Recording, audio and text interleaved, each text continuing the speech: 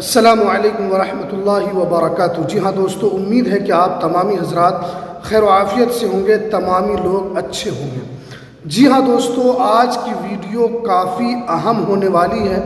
आप लोगों का ये कमेंट आ रहा था कि सहायक उर्दू अनुवादक की जो बहाली को लेकर आपने जो अपडेट दिया था कि अप्रैल के महीने के लास्ट में इसका नोटिफिकेशन आएगा या मई के शुरुआती हफ्ते में इसका नोटिफिकेशन आएगा, अभी तक नहीं आया है।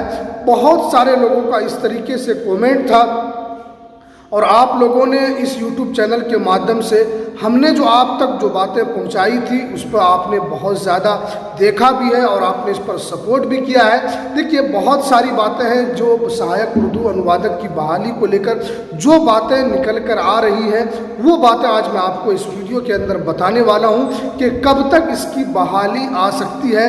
आपको तैयार अभी से रहना है। अगर आप थोड़ी सी लापरवाही करेंगे तो आपके लिए मुसीबत खड़ी हो सकती है। आपका जो सालों का जो सपना है वो अधूरा रह सकता है। तो इसीलिए जो बातें इसमें बताऊंगा तो आपको उस पर सही तौर पर देखना है कि क्या बातें इसके अंदर बताई जा रही है। अगर आप हमारे इस YouTube चैनल पर पहली मर्तबा आए हैं तो आप इस चैनल को ज़रूर सब्सक्राइब कर लें, बेल की घंटी को आप ज़रूर प्रेस कर लें ताकि आपको ऐसे ही लेटेस्ट इन्फॉर्मेशन सहायक उर्दू अनुवादक से रिलेटेड जो भी अपडेट आए आपको पल पल की अपडेट मैं यहाँ पर दे सकूँ। तो चलिए हम वीडियो को शुरू करते हैं।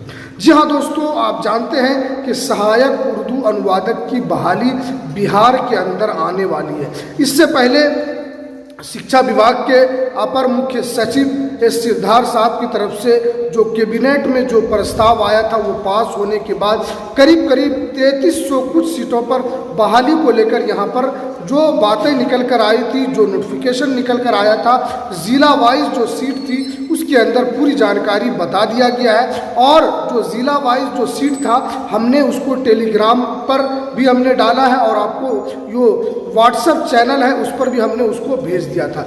अब जो आप लोगों का जो सबसे बड़ा जो कमेंट था वो ये आ रहा था कि इसकी बहाली कब से शुरू होगी, इसका जो फॉर्म भरने का जो डेट है वो कब से आएगा। तो देखिए, आप जानते हैं कि ये, क्योंकि आप जानते हैं कि इससे पहले 2019 में जो बहाली है वो आई थी 2019 में, और उसका क्योंकि उस वक्त कोरोना काल था तो उस वक्त एग्ज़ाम होने में करीब 1 साल से ज़्यादा वक्त लग गया था। और जब उसका जो फाइनल सिलेक्शन जो हुआ है वो करीब 2025 के अंदर उसका फाइनल सिलेक्शन हुआ है। इसमें बहुत सारे बच्चे इसमें अब तक ज्वाइनिंग भी कर चुके हैं और अपना वहाँ पर अपने ऑफिस के अंदर वो पहुँच चुके हैं। उसके बाद क्योंकि बहुत सारे लोगों के कागजात के अंदर सबसे बड़ी गलती थी, उसका अभी तक उसके अंदर नहीं हो सका है। इसीलिए आज मैं आपको ये बताता हूँ। देखिए, सबसे पहली बात तो ये है कि नोटिफिकेशन ये जो है इसमें कुछ डिले हो सकता है। जो सूत्रों के हवाले से जो खबर निकल कर आ रही है, जो सोर्स बता रहे हैं, जो BSSC में जो लोग काम करते हैं वहाँ के लोगों से जो बातें होती है, वहाँ के लोगों से जो तो हमें पता चला है कि इसके अंदर 2-4 महीने का डिले हो सकता है। यानी 2-4 महीने तक या 2-4 महीने के बाद इसका नोटिफिकेशन आपको ऑफिशियली मिल सकता है। लेकिन ऐसा नहीं है कि आपको छोड़ देना है। 2-4 महीना लेट आएगा तो आप जो अगर तैयारी कर रहे हैं, आप अगर उस काम में लगे हुए अपने डॉक्यूमेंट्स को जमा कर रहे हैं या आप अपना जो कागजात वगैरह है जैसे आवासीय है वह बना रहे हैं तो उसको आप छोड़ दें, ऐसा नहीं है। थोड़ा डिले हो सकता है, लेकिन जब इसका फॉर्म आएगा तो आपको तैयारी का जो मौका वो नहीं मिलेगा। हो सकता है आपको 1.5 महीना 2 महीना इससे ज़्यादा आपको तैयारी का मौका उसके अंदर नहीं मिलने वाला है। इस बात का आपको यहाँ पर ख्याल ज़रूर रखना है कि अगर मैंने आपको बताया कि 2-4 महीने डिले होगा तो आप जो इस पर प्रिपरेशन कर रहे हैं, आप जो याद कर रहे हैं, आप जो उस पर प्रैक्टिस कर रहे हैं, उसे नहीं छोड़ना। आपको अपनी तैयारी जारी रखनी है। हमने आपको बताया कि जब इसका नोटिफिकेशन आएगा तो आपको ज़्यादा वक्त नहीं मिलेगा।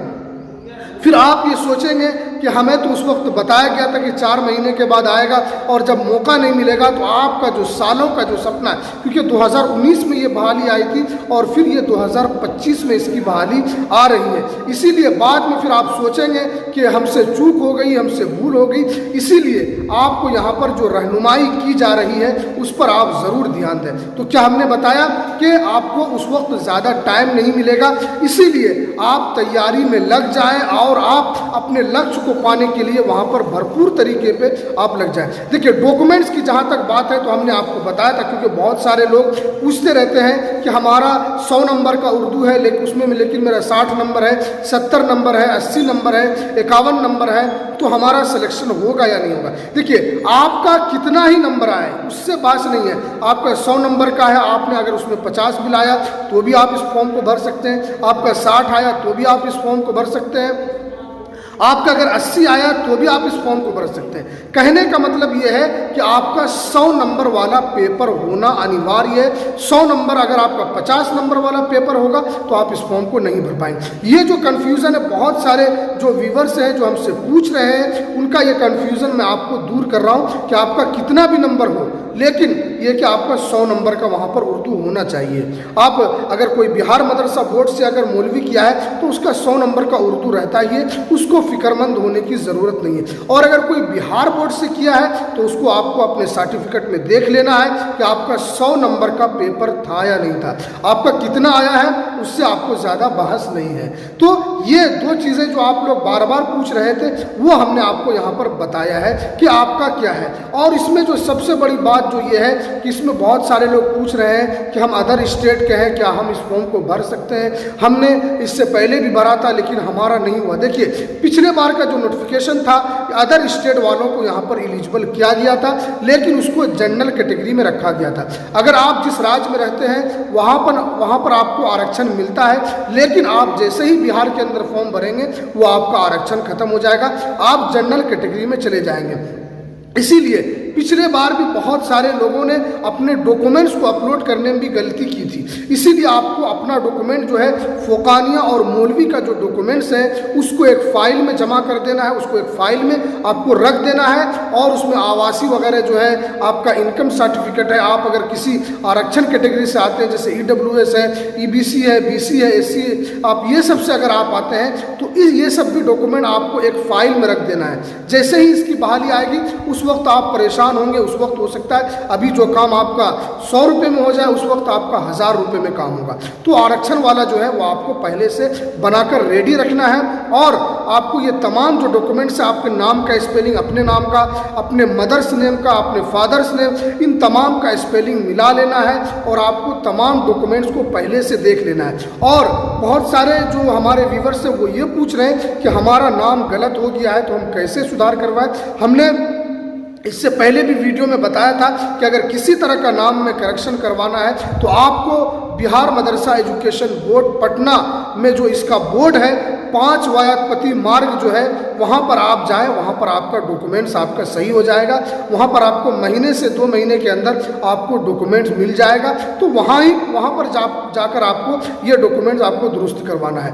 तो ये जो बहुत सारे लोग पूछ रहे थे हमने उसी का आपको जवाब दिया है कि अगर आपको किसी तरह डॉक्यूमेंट में करेक्शन करवाना है तो आपको रीजनल सेंटर पे भी आप जाकर कांटेक्ट कर सकते हैं, जिससे पटना ये आपका मेन ब्रांच है। और क्योंकि आप जानते हैं कि जो पूर्णिया में भी इसका रीजनल सेंटर बनाया गया है, उस आसपास के इलाके जैसे पूर्णिया है, अररिया है, दरभंगा है, इन लोगों के जो आसपास के लोग हैं वो पूर्णिया ही में जाकर सही करवाते हैं। तो आप भी वहाँ पर जाकर सही करवा सकते हैं अगर आप उस एरिया से आते हैं तब। अगर आप नहीं पता है तो आप डायरेक्टली आप कहीं ना जाएं, डायरेक्ट आप पटना बोर्ड ऑफिस आप पहुँच जाएँ। वहाँ पर आज 5 वायापति मार्ग में आप जाकर डायरेक्ट जो कंट्रोलर हैं उनसे आप मिले। वहाँ पर क्योंकि हर ज़िले के अलग अलग लोग काम करने वाले हैं, वहाँ पर डायरेक्ट आप पहुंचेंगे, आपका वहां पर काम हो जाएगा। तो ये क्योंकि कंफ्यूजन था बहुत सारे लोगों का, इसलिए हमने उसको दूर कर दिया है। तो चलिए, ये जो आप लोग बार बार पूछ रहे थे कि इसका फॉर्म कब आएगा, हम किस तरीके से अब तक नहीं आया है, तो हमने पूरी बातें आपको यहाँ पर डिटेल से बता दी है।